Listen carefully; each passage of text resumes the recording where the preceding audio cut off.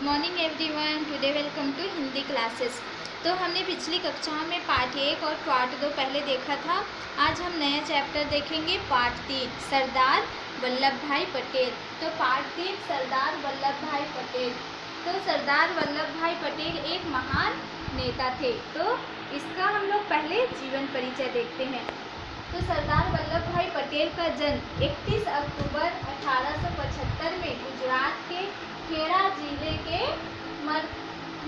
कमरसद गांव में हुआ था और उसकी मृत्यु 15 दिसंबर 1950 को मुंबई में हुई थी। तो जन्म 31 अक्टूबर 1875 में हुई और उनकी मृत्यु 15 दिसंबर 1950 में हुई। और उनके पिता का नाम था झवेरभाई पटेल और माता का नाम था लाड़बाई। तो सरदार वल्लभ भाई पटेल यह अंग्रेज जमाने के एक नेता थे। जो हमारा भारत देश जब आज़ाद होने को था उस समय सरदार वल्लभ भाई पटेल का एक महान योगदान था।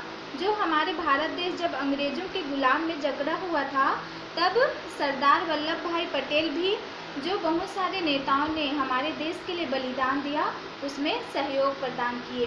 तो सरदार वल्लभ भाई पटेल भी हमारे देश के बलिदान के लिए, हमारे देश के आज़ाद के लिए बहुत सारे योगदान दिए एवं सहयोगी प्रदान किए हैं। तो चलो आज हम देखते हैं सरदार वल्लभ भाई पटेल के बारे में कि उनकी पढ़ाई और उनका जो शिक्षा दीक्षा है वह कहाँ और किस तरह से हुई, उसको हम लोग आज आगे देखेंगे। तो वल्लभ भाई पटेल के पिता एक किसान थे। विद्यार्थी जीवन से ही वल्लभ भाई पटेल बहुत निडर और साहसी व्यक्ति थे। उन्हें किसी गलत बात को मानने को कभी तैयार नहीं होते थे। मतलब कोई भी अगर गलत बात बोलता है, मतलब कुछ गलत कार्य करने के लिए बोलते थे तो वह कभी नहीं मानते थे। उन्होंने नाडियाद स्कूल से मैट्रिक परीक्षा पास की, मतलब 10वीं क्लास की परीक्षा नाडियाद स्कूल से पास किया। उन्होंने उच्च शिक्षा प्राप्त करने के लिए जाना चाहते थे, किंतु उनके घर की आर्थिक स्थिति ठीक नहीं थी। इस वजह से उन्होंने उच्च शिक्षा प्राप्त करने का विचार को छोड़ दिया था और उन्होंने मुख्तारी परीक्षा पास की और गोधरा में मुख्तारी करने लगे। 1910 में वे बैरिस्ट्री पास करने के लिए इंग्लैंड गए। बैरिस्ट्री का जो एग्ज़ाम रहता है उसे पढ़ने के लिए उन्होंने इंग्लैंड गए। वहाँ उन्होंने बहुत ही सादा जीवन बिताया।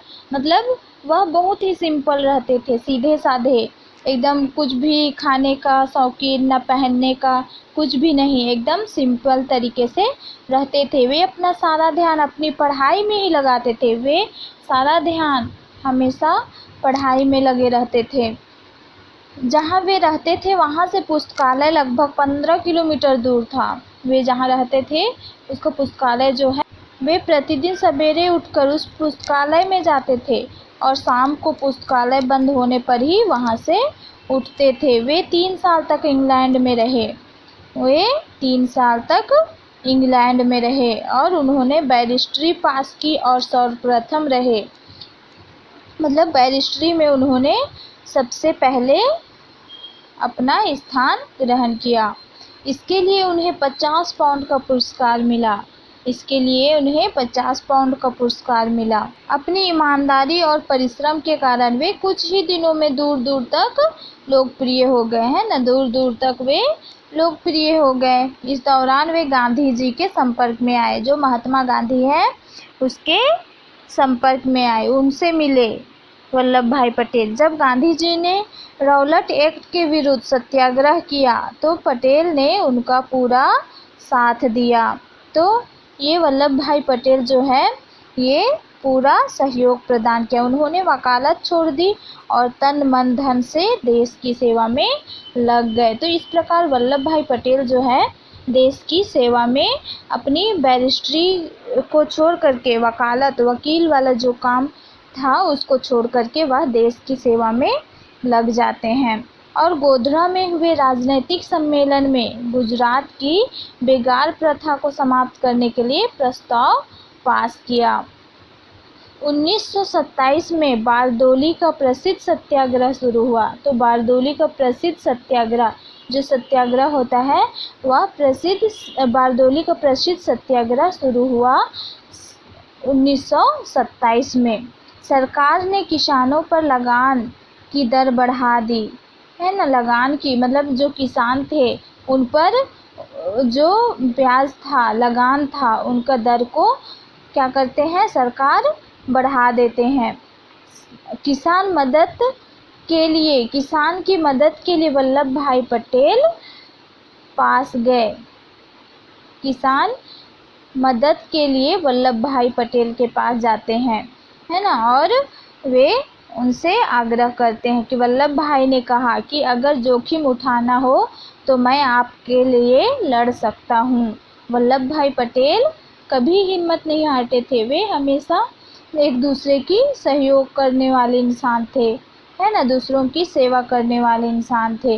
उन्होंने किसानों को इस तरह संगठित करते हैं और सरकार को लगान मिलना तो दूर, गाँव में अंग्रेज अफसरों को भोजन, आवास और सवारी मिलना तक कठिन हो गया। मतलब जो वल्लभ भाई हैं वे किसानों को सबको एकत्रित करते हैं और उनके जो भी अंग्रेज लोग थे देश में, उनका कोई भी कार्य को करने के लिए वह मना करते हैं।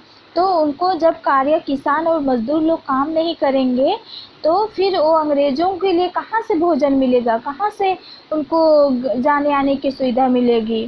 तो उन्हें इस प्रकार कुछ भी व्यवस्था नहीं होने लगी। तो सरकार ने इस आंदोलन को कुचलने का पूरा प्रयास करते हैं।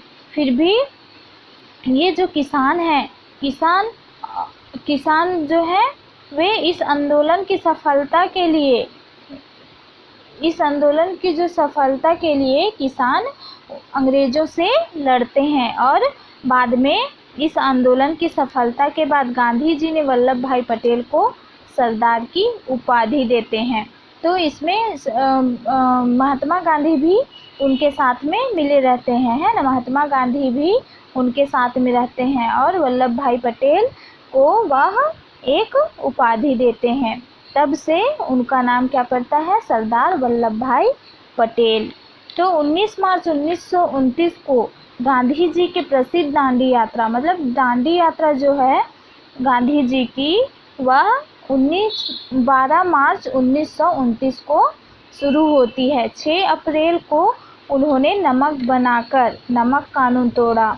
6 अप्रैल को उन्होंने नमक कानून तोड़ा। सारे देश में नमक सत्याग्रह आरंभ हो गया और सत्याग्रह नमक कानून तोड़ करके पूरा देश में नमक सत्याग्रह प्रारंभ हो जाता है, मतलब शुरू हो जाता है ना। तो वल्लभ भाई पटेल ने भी इस सत्याग्रह में भाग लिया। उन्हें गिरफ्तार कर लिया गया। उनको 3 माह की कैद और 500 रुपये जुर्माने की सज़ा दी गई। 3 माह की उन्हें कैद हो गया, जेल हो गया और 500 रुपये उन्हें जुर्माना देना पड़ रहा था। 17 नवंबर 1940 को एक सत्याग्रह के समय वे गिरफ्तार हुए। कब? 17 नवंबर 1940 को वे सत्याग्रह के समय, जब सत्याग्रह चल रहा था तब वह जेल हो जाता है, लेकिन खराब स्वास्थ्य के कारण। और उसका जो स्वास्थ्य है बार बार बिगड़ने कारण उसे उसी महीने छोड़ दिया जाता है। मतलब 9 माह के बाद में उसको छोड़ दिया जाता है। 1942 में भारत छोड़ो आंदोलन के सिलसिले में वे फिर गिरफ्तार होते हैं।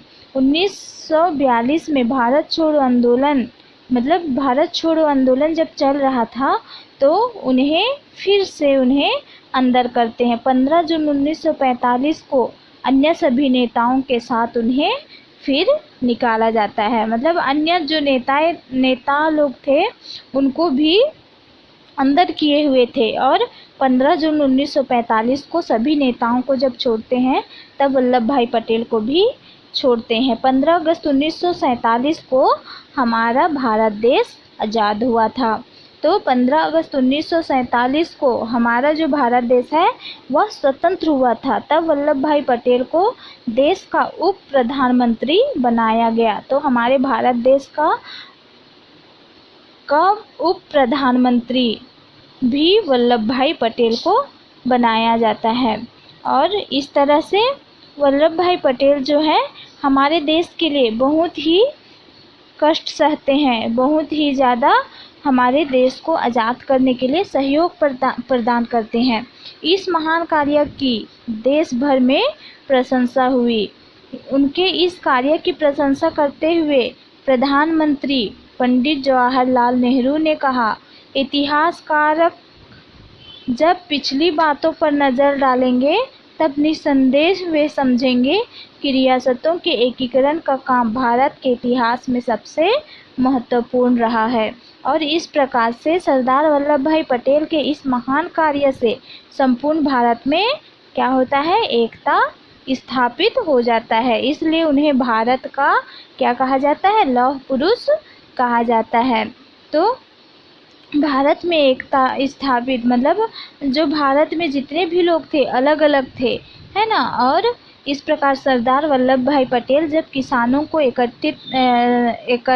इकट्ठा करते हैं, संगठित करते हैं, तो हमारे भारत देश में एकता स्थापित हो जाती है। और इस प्रकार सरदार वल्लभ भाई पटेल के वजह से हमारा भारत देश को आज़ादी मिलती है। और इस तरह सरदार वल्लभ भाई पटेल हमारे देश के लिए इतने महान कार्य करते हैं, इसलिए उन्हें भारत का लौह पुरुष कहा जाता है। सरदार वल्लभ भाई पटेल स्वतंत्रता प्राप्ति के बाद मतलब जब हमारा भारत देश स्वतंत्र हुआ उसके बाद में वो सिर्फ 2 साल केवल जीवित रहे। और 15 दिसंबर 1950 को मुंबई में उनका निधन हो गया। और हमारा भारत देश कब आज़ाद हुआ था, 15 अगस्त 1947 को। और उनका निधन हो जाता है 15 दिसंबर 1950 को मुंबई में उनका निधन हो जाता है, मतलब उनकी मृत्यु हो जाती है। उनकी याद में इस प्रकार उनकी याद में गुजरात के नर्मदा ज़िले में एक स्मारक बनाया जा रहा है। मतलब अभी जो गुजरात के नर्मदा ज़िले में एक बड़ा सा स्मारक मतलब उसकी मूर्ति बनाई जा रही है, जिसका नाम एकता की मूर्ति रखा गया है। सरदार वल्लभ भाई पटेल की यह मूर्ति संसार की सबसे ऊंची मूर्ति होगी। मतलब ये जो मूर्ति होगी सरदार वल्लभ भाई पटेल की, यह हमारे पूरे संसार की सबसे ऊंची मूर्ति होगी। मतलब बहुत बड़ा बनाया जा रहा है उनके याद में। वे आज हमारे बीच नहीं हैं, लेकिन इस देश के लोग उस महान राष्ट्र शिल्पी को, उस महान व्यक्ति को कभी नहीं भूल पाएंगे। ऐसे देशभक्त और कर्मठ पुरुष सदियों में ही पैदा होते हैं। तो इस प्रकार से सरदार वल्लभ भाई पटेल हमारे भारत देश के बहुत ही महान व्यक्ति थे। इस प्रकार से सरदार वल्लभ भाई पटेल का जीवनी यहीं समाप्त होता है। Okay, thank you.